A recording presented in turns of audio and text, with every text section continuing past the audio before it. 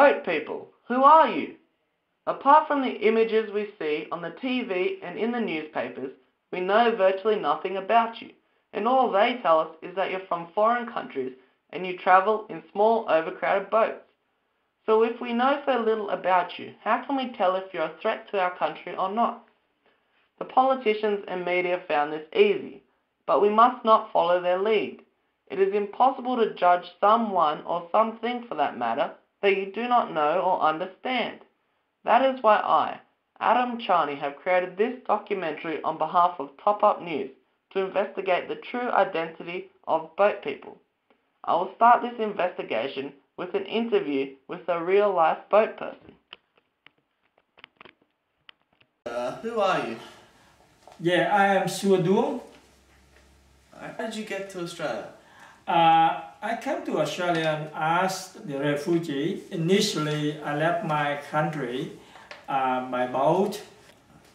So what are the major things you've accomplished since coming to Australia? Since I come into Australia, one important thing is I have been a normal life like the other Australian. I got a family with 2 children.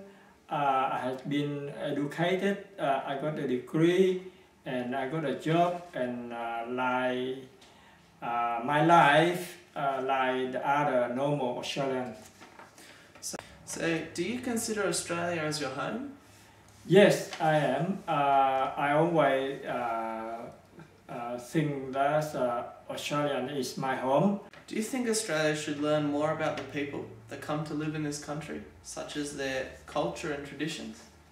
I think Australia is a multicultural country. Australia have a lot of different aspects about the multicultural already, but some circumstances, maybe small thing to be learned. Do you ever have any regrets about coming to Australia? No, not at all. Like I mentioned, living in Australia, like living in the paradise of the human. Do you think Australia should let more people that arrive by boats into the country? I think the Australians should accept more people, but not the people come direct to Australia by boat. They should be filtered by the United Nations. This is the shore where Sue arrived on the very day when he came to Australia.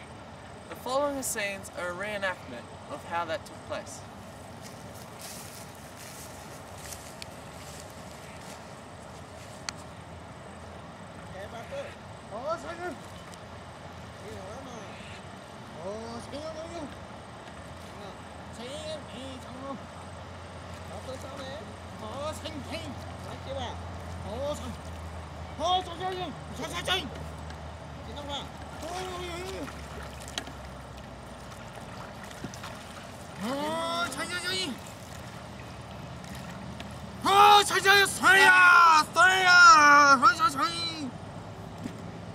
To further develop my investigation into the identity of boat people, I arranged interviews with 2 Australian residents of different ages that had both been associated with boat people at the time of the interview. I did this to see how they would describe them. The first person I interviewed was Phil Gudgeon, a public servant, while the second person I interviewed wished to stay anonymous. So do you know any boat people? Are you an associate with any of them? Yes, I actually work with one guy at work. He came out from when Saigon was taken down, and he was my mentor. So yes, I do value his comments and work extremely well with him. And yes, so I do know. I've been associated with many boat people throughout my schooling career, including the university I'm currently at the ANU. But I wouldn't say I've known them personally. They've never really been that friendly to me. They always seem to hang out in their own groups with their own people, speaking their own languages. Can you describe what a boat person is? A boat person to me is a refugee that's coming to Australia for certain reasons, whatever. But from what I understand on the TV, they were in camps in Indonesia, and then they get the boat, and our Navy intercepts them and takes them to camps in Australia. Look, I'll tell you what a boat person is. They play thieves, mate.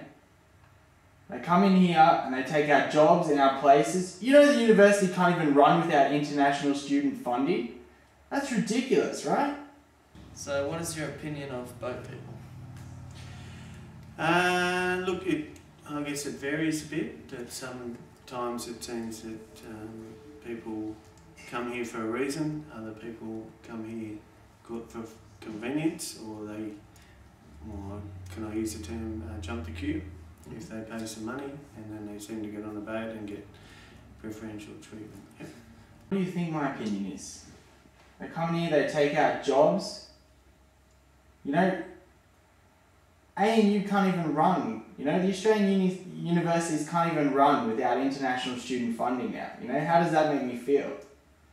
You know, half the students in our class can't even speak English. I don't know. In a free country, I don't even feel like I can speak freely about this, you know? Without creating some kind of controversy. I mean, Pauline Hanson did that a couple of years ago. And look what happened to her. Do you think boat people are using Australia in any sense? Don't know. Using, I think, yes, my earlier comment about maybe jumping the queue or using benefits or being on welfare, whereas the people I know are working and other people seem to... But yeah, we're like the aid to the world. I mean, you've got the Iraq War and Afghanistan, and all the Afghanistan people are coming over here and using our homeland for safety. Well, what about our citizens? You know, jobs are limited as it is with the GFC. Not happy about it.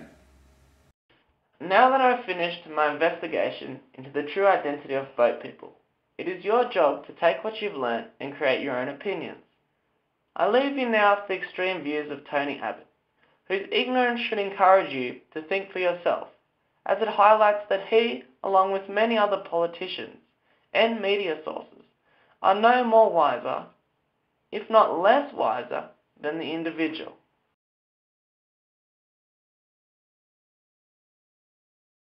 A coalition government will do what is necessary to stop the boats. We've done it before, we will do it again.